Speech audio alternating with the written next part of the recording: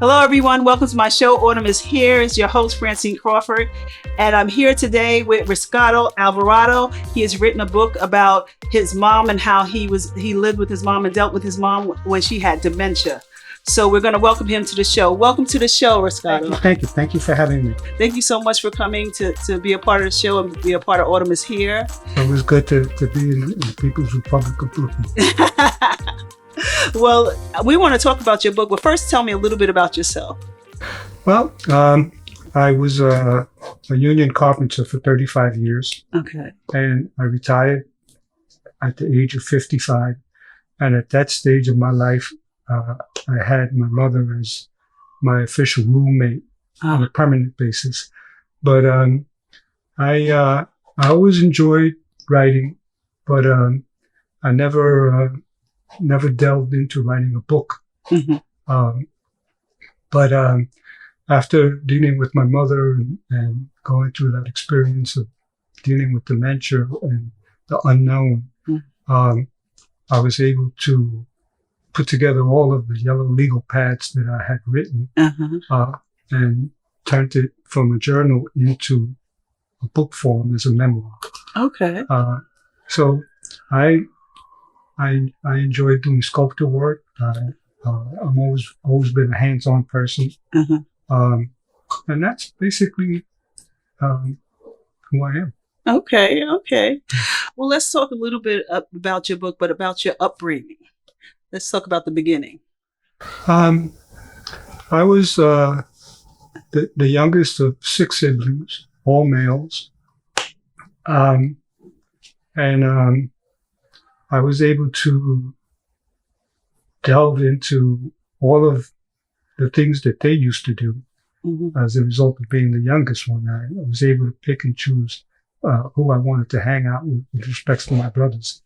My mother and my father were 2 lovebirds. I never saw or heard my father ever raise his voice to my mother or anything of that nature. Mm-hmm.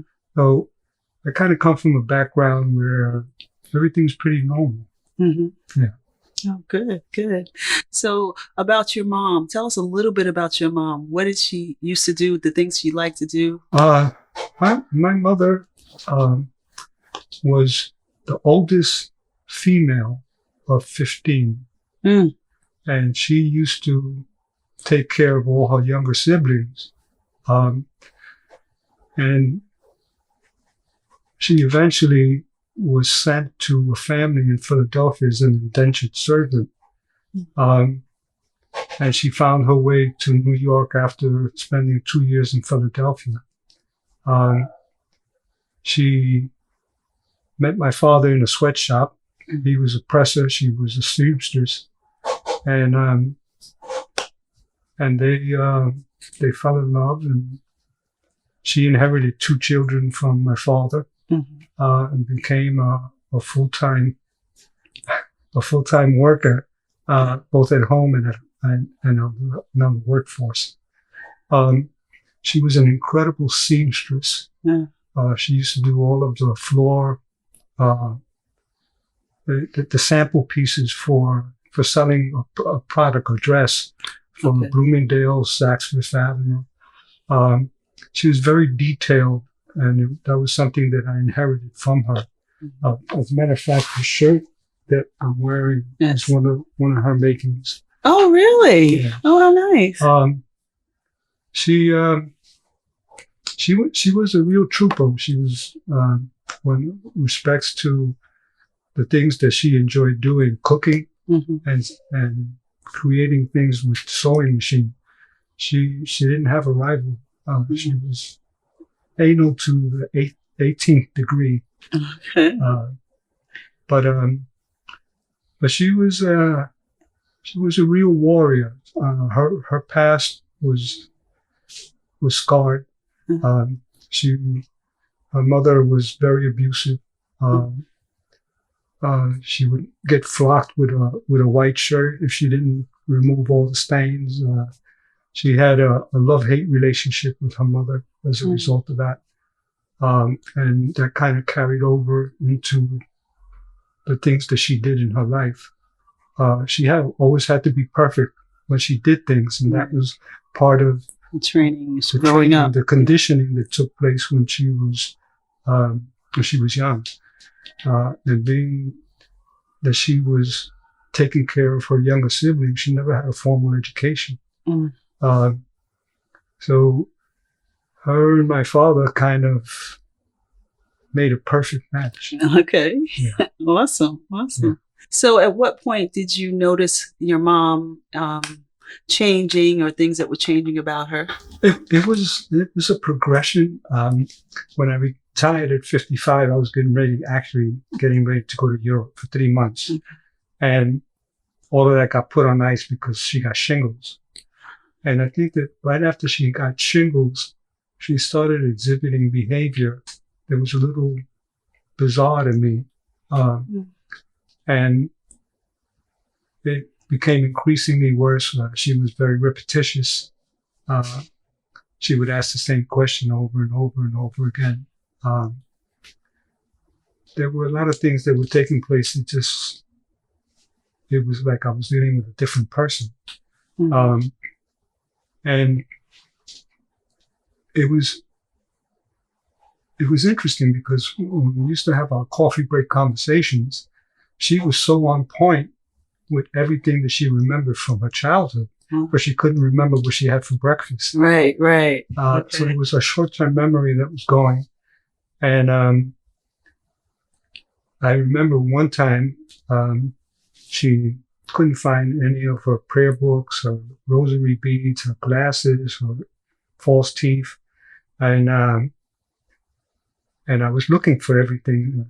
I became the designated thief as a result of being the only person in place. So I turned around and I told her, I said, I can't find anything, but I'm going to call the detective, and hopefully he can find it for us. He should be able to. And she looked at me and she gave me this odd look, and she says, okay. So the detective became my best friend. Every time that she would misplace something, I would call the detective, and he would come. Okay. But it just got progressively worse. We were getting ready to take a trip to Puerto Rico because she had sat me down, and she said that her boat was taking in too much water. And I took that to mean that she knew what her station in life was, and that she didn't have much time left. And she wanted to go back to Puerto Rico for the last hurrah. Okay. So we made plans to go, and I didn't have any support. It was just her and I. But prior to leaving, she would pack and unpack, all day long, 9-10 hours. And this was going on for close to 2 weeks. It was heart-wrenching for me to see. And finally, I took her suitcase, brought it up to my room, where she couldn't find it. And I told her, I says, new airport security. You have to take the suitcases in before we leave. But she says, oh, okay. But then she looked at me like, who the fuck are you kidding? But she was a really ornery person at times, especially when she was frustrated. And I think that with dementia, I'm not a professional, but I think that with dementia, they kind of sense when things are not right, but they just can't put their finger on it. Right. They can't put their finger on it. And it becomes very frustrating for them. And then they act out. They become very confrontational. One of the things that I learned over time dealing with my mother was that, and I think that this applies to any relationship where there's a caretaker in the house. If you show the individual that's having a hard time love, and it's unconditional, it makes for a better relationship. I would come downstairs, and as soon as I was making the coffee, I would run over to her and start kissing and messing up her hair. Mhm. And she would like be fighting me off, and then her hair would be all messed up, and I'll go like this. And she would say, "Oh, stop that," you know. Well, so it became a playful relationship, as opposed to trying to reel her into my world. I allowed her to be functioning in hers. Right. And that made for a good relationship. Mhm. Although at times it was a little difficult. Because whenever she was very frustrated, she would pull her hair, she'd bite herself. I mean, it was really odd behavior from the person that I knew. I mean, actually, I was not dealing with the person that I've known Right. all my life. I'm dealing with a disease. Right. Uh, Did you know much about dementia? I was clueless. We were clueless. Getting help was not a very easy thing. I had to liquidate my mother's assets in order for them to give her Medicaid. Right. At one point, we didn't have prescription insurance. And there was a $512 bill for medication that she didn't need. But when I confronted the people at the pharmacy, they turned around and told me that if I didn't have the money, that they couldn't give me the prescriptions. So if it was a question of life and death, my mother would have died because she couldn't pay for her medication. Afford it. Right. So that kind of hardened me with respect to dealing with institutions and the elderly, and how there's such an inequity with respects to that. You know, this country does not really respect the elders the way that they should. Right. Well, that's interesting, because that's part of what my podcast is about, to try to raise awareness and get families more involved and thinking about that before something happens, and realize that, okay, we're all going, we know it. You know your parent is going to grow older. You know they're going to grow older, but no one is prepared with the possibilities, or that there's help out there, or the things that, the different things that they may have to go through. No one is thinking about that. No one plans for it. No one thinks about it. And when you're in it, it's hard because it's emotional. And you're trying to do the best that you can. And there's things that you don't know and you don't understand, but you don't know where to get help from. Yeah. And it's not just help for the parent. It's help for the caretaker. Oh, absolutely. And support. More often than not, caretakers are not prepared for what's coming. And sad to say, we're all heading in that direction. Exactly. And see, you don't know what you're going to get from day to day. So some days she might have a good day, and some day... I made it a point to make every day a good day. Okay. Yeah. And that's a lot on a caregiver. It's a lot on a caregiver to come into a situation and try to diffuse stuff, try to make them calm, try to make them comfortable. And like you did, you met her where she was at. So if she was trying to do something, and I know it was heart-wrenching to you, but you told her that the detective was coming and whatever, you tried to solve it, and you met her where she was at to help her. And exactly. That's great. And I didn't learn that right away. It took time. But I realized that that when you don't take it personal, and you relate to the individual and what they're going through, and you're sympathetic, that it makes for a much better relationship, and it actually allows you to remain sane. Because some of the stuff is just bizarre. Right. Yeah. I remember a number of times coming downstairs, and she was totally in the nude. And I'm talking 90 some odd years of wrinkles, and totally in the nude. It was like, wow, man, my mother's becoming a strip dancer, And, and I called my brother. He said, "We'll put up a pole and we'll make a little bit of money." There has to be a market for it, somehow. But we had to make light of the things that took place. And it went from an intrusive period in my life, Mm-hmm. which is the beginning of the book, Mm-hmm. to a point of privilege, to be able to be the one that helped her through her transitional period. Mm-hmm. The only regret that I have about that whole experience was that the last couple of months of her life, she needed 24-hour supervision, and I was not able to provide that. Okay. So I felt as if I fell short of the goal line with her transition.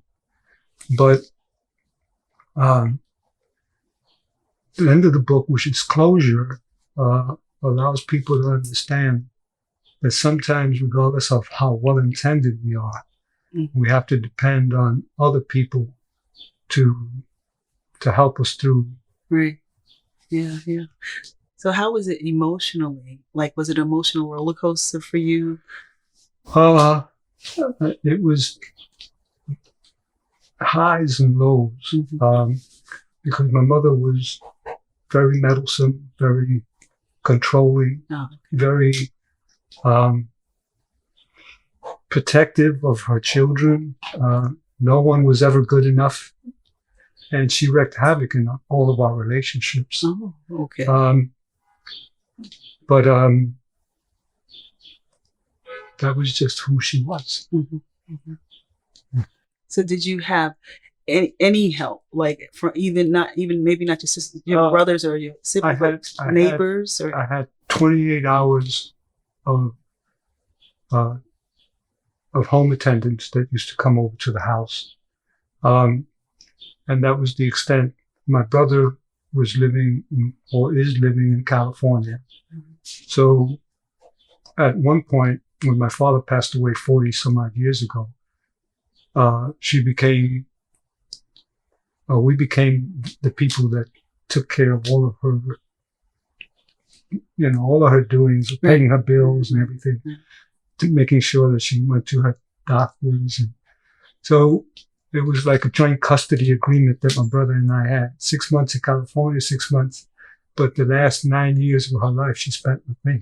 Oh. So getting help was very difficult.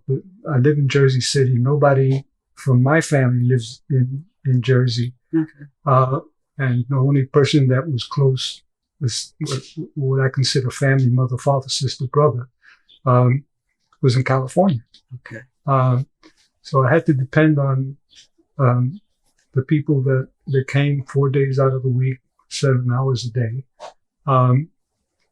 And I had to do everything around that schedule, the things that I needed to do personally. So it was a difficult period. Yeah. Well, let's talk about writing your book. Like, what is the actual purpose of it? Are you trying to give people some information? I wanted for people to get to know who my mother was. Okay. But the book came about as a result of closure.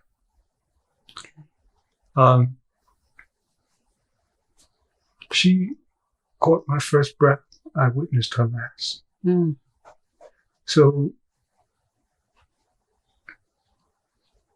the ending of the book is geared towards closure. But the book is also a blueprint for people that are starting to experience what I've experienced, and hopefully have a better understanding of what needs to be done in order to make it work for the caretaker and for the person that's being taken care of. And I always go back to giving an individual that's experiencing dementia love. And when you do that, you're able to move on with your life and avoid the pitfalls of not being able to come to terms with resentment, issues that have taken place in the past. You're able to breathe easy because you have been able to to do. Do the best you could. My mother bore me, so it wasn't duty. It was actually this book honor. is a love affair between a mother and her son. Okay. Yeah, because you got the chance to do what she did for you. Exactly. Yeah.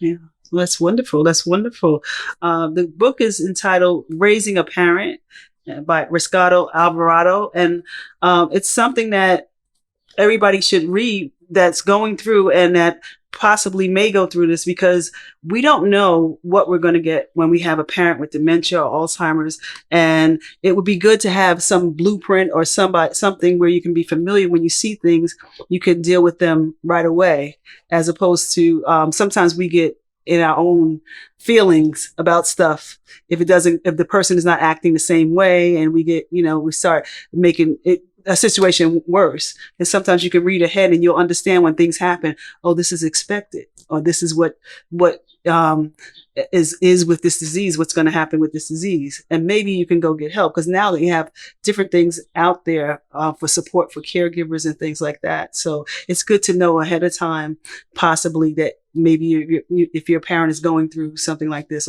and as they get older, sometimes they do go through some more severe than others. But this is a good blueprint for people to understand what you go through and not to take it personal. Like what you said, don't take it personal. Yeah, that's the worst thing you can do. Yeah, because you can beat up on yourself. And if your parent or the person that you're caring for has a sweet tooth, in my mother's case, sweet false teeth, feed that. Uh-huh. Give them the things that they enjoy. Yes. Because that goes a long way towards pacifying the resentment that they have with the things that are taking place in their lives. Okay. For me, it worked. It's not, I'm not a doctor, I'm not a professional with mental health issues or anything like that. But, when you show the love, it comes back in a lot of different forms. Mm-hmm. Okay. Well, thank you so much. Thank you so much for your story. Thank you so much for being a part of Autumn is Here. It's wonderful that you took the time to write this and to share it with people. And I hope that many people read it and enjoy it and get some help or get some ideas and things that they can do to help their family members. Yeah. Well, thank you. And anybody that has a mother should read this book. Yes. So please get the book Raising a Parent by Riscardo Alvarado.